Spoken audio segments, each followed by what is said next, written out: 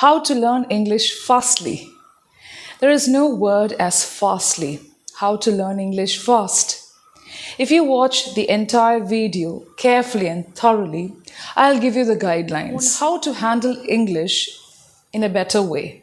Many of you don't know how to handle English, hence, the process, the journey becomes sluggish. Sometimes it's done intentionally, otherwise unknowingly. So, when you learn to handle English in a better way, the process speeds up. The first point, you would have heard of procrastination. Procrastination means postponing, putting things off, and people speak about this. It becomes a condition if not looked into. But there is another condition, anhedonia. What is this? It is the inability to relate with or even to find pleasure in something that you already enjoy doing.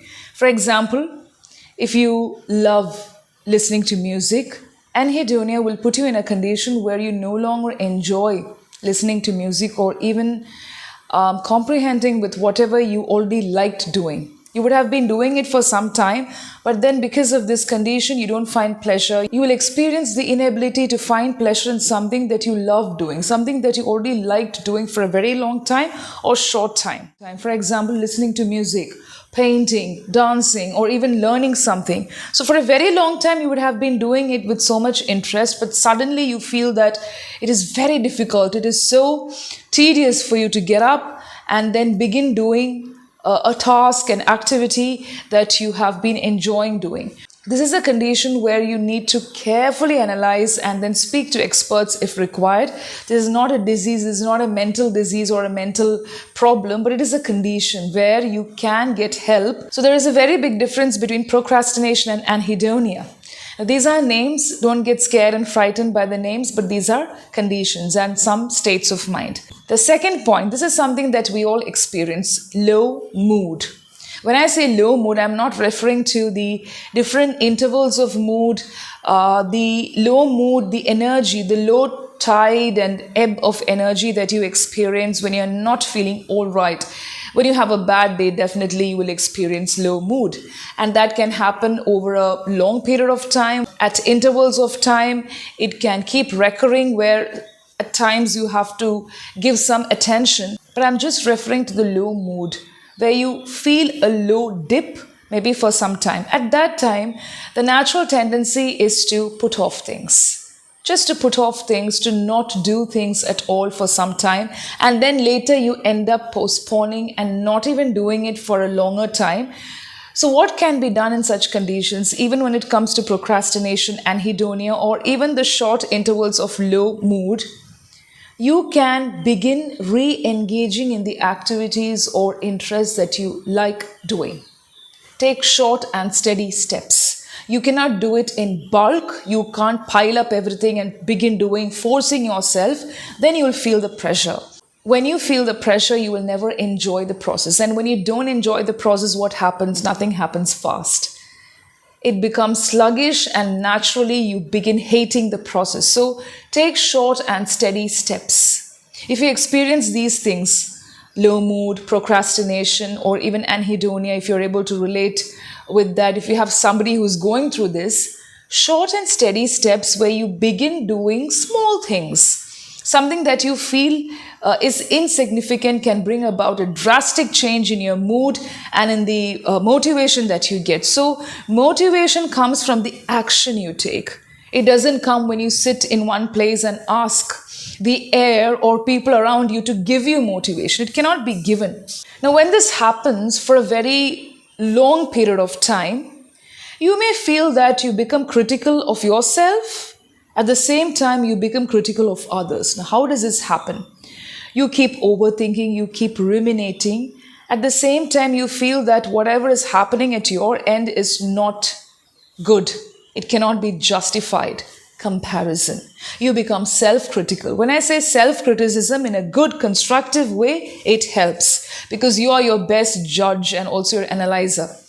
Now, when you know from within that something is wrong, you become presumptuous. That is, you ignore the restraints, you ignore the limitations that you have, and then you begin expressing happiness and also enjoyment in criticizing yourself and others, you ignore the action areas and then you show overconfidence, arguing, sometimes quarreling. So, all these things are seen in the society, but from within at the ground level, you know what you're going through. I mean, the limits and such kind of things. In such places, some people become self critical. They begin inflicting pain on themselves, on the self. Then, after that, when nothing works, when they realize that it's just hurting them and not the others, they begin abusing, getting frustrated at others, getting annoyed for simple things, and even for things that look like a grand narrative on their platter. So, as a trainer or as a learner, or anybody who's working on a skill, you don't have to be a trainer or a learner to give importance to these things. Self criticism happens, getting frustrated also happens. Okay. So, the first reaction could be I don't want to read, I don't want to listen, but I'm just going to argue. I just want to argue and keep my thoughts on a pedestal. Even without cross checking and researching, they become presumptuous with what they know. In some places, ignorance is a bliss, but that is conditioned. I'm not referring to that because you have the saying that way, but at times, this ignorance can actually trap you. Only you, not anybody else. So, in this case, people begin saying, I don't want to read, I don't want to listen, but I'm just going to be so happy with whatever I know. There was a learner who connected with me, a few months back. He used to take sessions on all the speaking platforms. So, I've worked with a couple of speaking platforms. I've seen this person and I've taken some sessions for him. Most of the time, he will send me emails saying that, ma'am, I'm not going to read this email or I'm not going to listen to anything, any of the content available anywhere on any platform, but I just want to say that I'm not able to learn English. I want to learn English fastly. I want to do that. I want to do this.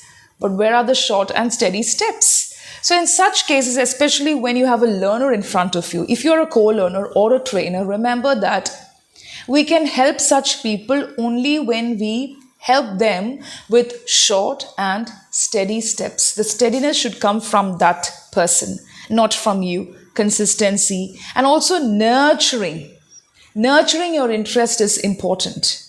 It is paramount that you nurture your interest, that you remain with your interest for some time on a daily basis. Otherwise, what's the use? So when we have discussions with other tutors, people say, oh, such kind of learners show abnormal behavior. I wouldn't call it abnormal behavior. It is unusual. Of course, it's unusual because when you get corrected, especially of the wrong methods of learning, if you don't know certain things, if it is with reference to information or knowledge, for example, if it is with tenses or anything that's technical, people understand and they correct it. Most of the people understand and they correct it. But when it comes to approach, it's a bit difficult to make people understand that you have to give time, and learning English in a better way actually speeds up the process. That is, it helps you to handle a foreign language or even a language that you want to master in a better way. And that's how you become proficient. We have people engaging in conversation, but sometimes they don't understand that daily conversation with wrong methods of learning that comes naturally, habitually, and because of whatever is happening around do not help.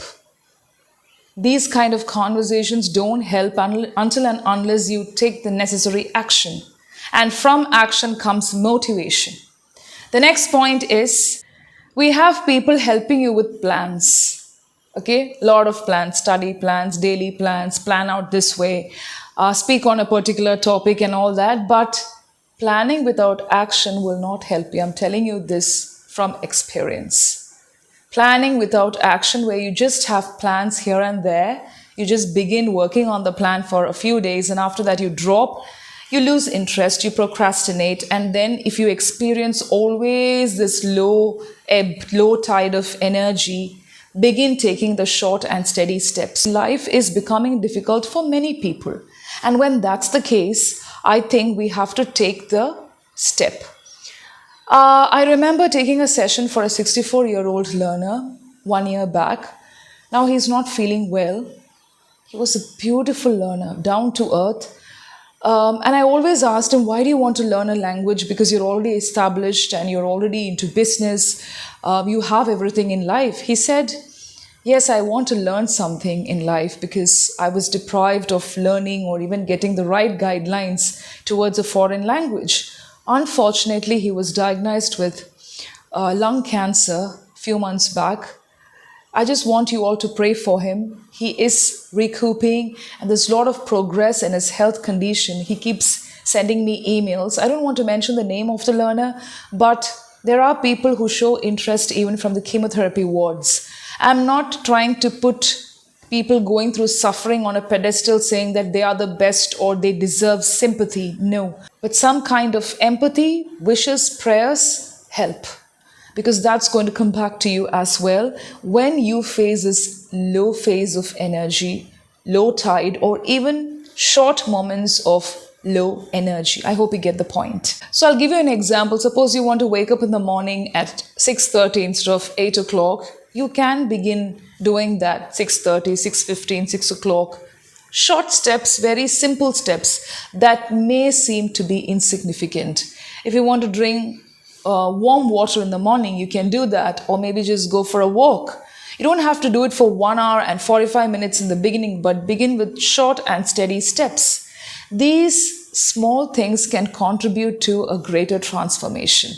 When you begin doing this for shorter duration, you will experience a change. Some change will be there even when you learn the language. I've already done videos on how to begin thinking in English and also about sentence formation. So these things can be increased. The duration and frequency can be increased in due course of time. And that will bring about a drastic change in the way you think, in the way you speak, and even in the way you contemplate. You will no longer ruminate unnecessarily and ponder on the problems that are not required now when you are working on your skills. It's not just about learning the English language, but it's all about how you treat yourself. See, I mentioned about procrastination and hedonia. I also mentioned about different conditions and state of mind. But all these things undergo healing, this healing process, when you begin connecting with people who are ready to listen to you. When they listen to you, then it's great. So try to connect with people for a longer period of time who are ready to listen to you, who also show interest in what you want to say. Of course, it's like a bridge where you give and take, but when you show so much interest, when you're keen in their interests, make sure that they also show some interest in what you like, in what you don't like, your likes, dislikes, interests, and everything that you do. It's not attention seeking, but it is about the self-respect. And then you increase the duration, the frequency, and then you will enjoy the bliss, the harmony with yourself. When you treat yourself in the best way, you will not show the frustration on others. You become easily frustrated at others when you are not able to understand the problem, when you're not able to locate where you need the help. I have seen people even in my family, I mean not the near family members, but there are distant family members who are at constant battle with themselves because they don't know from where to begin. They don't know where they exactly need help. Even if you try explaining things or elaborating things, they will always be at crossroads with themselves, not with others. At times, you see people in the society who just love to impose their ideas even before cross-checking and researching. So when it comes to language learning, this is a bit dangerous because it can take you to a level where you get entrapped and engulfed in an inaccessible zone that cannot be reached by anybody else. So that is why I wanted to make this video, and it's not about learning anything fast. You learn to handle things in a better way so that the process becomes enjoyable. Even if you don't enjoy it, be at peace with yourself. And when you're able to handle it in a better way, you experience the rapport, and then it becomes easier. You become comfortable. When you become comfortable, when there is this ease for some time, the process becomes fast. So if this particular part of the process is sluggish, if you feel that, oh my God, this part of language learning is sluggish, the next half is going to be different. But you should have the same kind of energy throughout. When I say energy here, I refer to the approach. The approach, the attitude. Most of the learners are intelligent, but where do they get trapped? Only when they follow the wrong methods of learning for a very long time. And then they argue with themselves and then with others, saying that this is what I've been doing. Why nobody told me? I hope you get the point. Happy learning.